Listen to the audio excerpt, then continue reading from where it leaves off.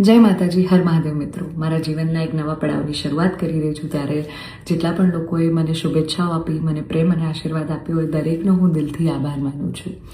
રહી વાત કે મારા સગપણને લઈને છેલ્લા ઘણા સમયથી મીડિયામાં અનેક તર્ક વિતર્ક, અનેક ચર્ચાઓ ચાલી રહી છે, જેને લઈને હું અત્યાર સુધી મૌન હતી, કારણ કે વાત મારા સુધી સીમિત હતી. પણ વાત જ્યારે હવે મારા પરિવાર પર છે, મારા પિતા પર છે, ત્યારે એક દીકરી તરીકે હવે મારાથી સહન નથી થતું અને મને લાગ્યું કે હવે આજે મારે બોલવું પડશે.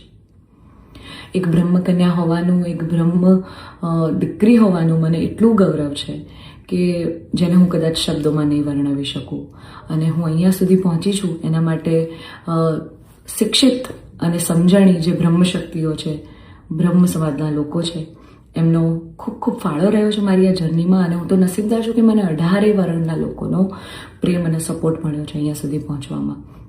મારો પરિવાર તો છે જ, મારી ઢાલની જેમ મારા પિતા છે મને સપોર્ટ કરવામાં, પણ આપ સૌનો પણ ખૂબ ફાળો છે. પરંતુ કહેવાતા સભ્ય અને મોડર્ન સમાજમાં જ્યારે અમુક 2-4 અસામાજિક તત્વો છે જે લોકો અત્યારે પણ દીકરીઓ માટેના રૂલ્સ અને રેગ્યુલેશન નક્કી કરશે કે દીકરીઓનું લિમિટ ક્યાં સુધી હોવી જોઈએ. દીકરીઓને ફ્લાય કરવા માટે પાંખો મળી છે, એને વીંજવાની અને એને કાપવાની વાતો છે આ બધી.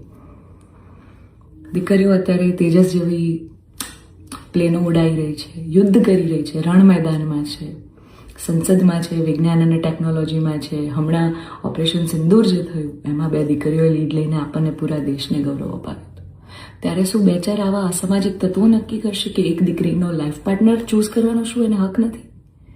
હું બહુ નસીબદાર છું કે મને એવો પરિવાર, એવા પિતા મળ્યા છે જે મારી ખુશીમાં ખુશ થાય છે અને મારા નિર્ણયને જે મેં હરખે વધાવી લીધો છે. કારણ કે ઓફકોર્સ હું એક એવા પરિવારમાં જઈ રહી છું કે જે આખો ભક્તિમય પરિવાર છે. બહુ જ પરિવારના લોકો અને મારો પાર્ટનર મને એટલો પ્રેમ કરે છે કે જેમને હું જે છું, જેવી છું, જે પણ છું, મને ખૂબ આદરથી, સત્કારથી એ લોકોએ સ્વીકારી છે. રાત દિવસ જ્યાં ગાયત્રી મંત્ર, નવકાર મંત્રના જાપ થાય છે, આવા પરિવારમાં હું જઈ રહી છું. મને ખૂબ જ ગૌરવ છે. એટલે હું તમામ બ્રહ્મશક્તિઓ, સમજણી અને શિક્ષિત જે લોકો છે, બાકીના લોકોના મગજમાં નહીં ઉતરે કદાચ આવા, પણ જે લોકો શિક્ષિત છે, સમજુ છે, એ લોકોને હું નમ્ર વિનંતી કરું છું કે આવા 2-4 જે અસામાજિક તત્વો છે ને, કે જે દીકરીઓની પાંખોને કાપવાની વાતો કરી રહ્યા છે, પ્લીઝ એને સમાજમાંથી દૂર કરો. નકર આપણો સમાજ ક્યાંયનો નહીં રહે. તમે દીકરીઓનું સારું જ કરવા માંગતા હોય ને તો દીકરીઓના શિક્ષણ માટે વાત કરો. નાની નાની દીકરીઓ પર જે બળાત્કાર થઈ રહ્યા છે એના માટે વાત કરો. દીકરીઓની પ્રતિભાને આગળ લાવવાની વાત કરો. ચલો, આ બધી પ્રતિભાને બધું તો મોડર્ન વસ્તુ થઈ ગઈ. હજી જૂના 18મી 17મી સદીના કુરિવાજો આપણા સમાજમાં ચાલ્યા આવે છે. હજી કેટલા બાળ લગ્ન થાય છે આપણને બધાને ખબર છે. સાટા પ્રથા ચાલુ છે જેની પીડિત હું પણ છું, તમને બધાને ખબર છે. દીકરીઓના પૈસા લેવામાં આવે છે. અલા, દીકરીઓને તમે ઘૂંઘટામાં રાખો છો અને તમે એમ કહો છો કે અમે દીકરીઓનું સારું કહેવા માંગે છે. એક બાજુ દીકરીઓ તેજસ જેવી ફ્લાઇટો ઉડાઈ રહી છે, આર્મીમાં છે, નેવીમાં છે, અને એક બાજુ દીકરીઓ ઘૂંઘટામાં છે. એના પરથી જ ખબર પડી જાય છે કે ક્યાં કેટલો વિકાસ છે.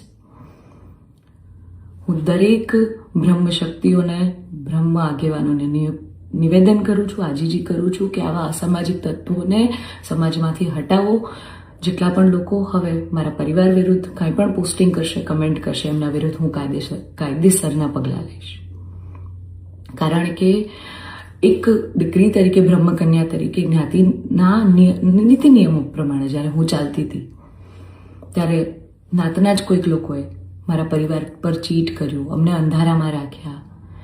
એક દીકરી એક સગપણમાં હોય અને તો પણ બીજી સમાજમાં ક્યાંક લગ્ન કરી લે, તમને 2-2 વર્ષ સુધી છુપાવે, તમને ક્યાંય નહીં.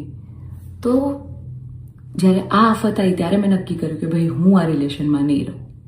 મેં મારા પરિવાર માટે સ્ટેન્ડ લીધું. અને કોઈ છોકરાને શું, જ્યારે પરિવાર માટે અને મારા પિતા પર જ્યારે વાત આવશે ને ત્યારે હું ભગવાનને પણ છોડવાની તાકાત ધરાવું છું. એ દીકરી છું હું, બરાબર છે?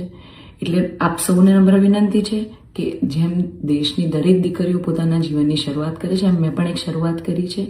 આને પહેલાં તો કોઈ વિશેષ મોટો મુદ્દો બનાવવાની જરૂર નથી. અને આવા જે અસામાજિક તત્વો છે કે આમ કરશું, નાત બાર કરશું, અરે ભાઈ, તમને 5000માં કોઈ પગાર પર નોકરી રાખવા તૈયાર નથી. તમે તમારા ઘરનું અને તમારું સંભાળો પહેલાં તો. અને આવા અસામાજિક તત્વોને, તમામ બ્રહ્મશક્તિઓને, શિક્ષિત અને સમજણા જેટલા લોકો છે એમને મારી વિનંતી છે કે આવા સામાજિક તત્વોને તમે દૂર કરો સમાજમાંથી, જેથી દીકરીઓ ડરે નહીં અને એમની પ્રતિભા આગળ આવે અને સમાજનો વિકાસ થાય. જય માતાજી, હર મહાદેવ.